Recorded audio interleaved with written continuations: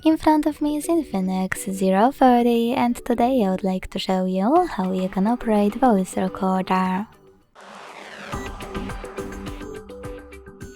Begin by finding Recorder app and tapping on red button at the bottom to start recording.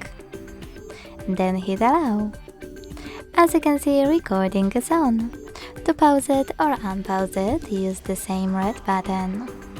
To add a bookmark, unpause it and click on this icon on the left.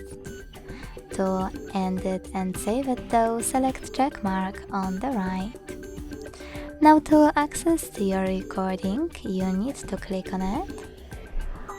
And to make some changes, for example rename it, just hold it and operate all of those however you wish to. Thanks so much for watching. If you enjoyed this video, leave a like, comment and subscribe. Bye!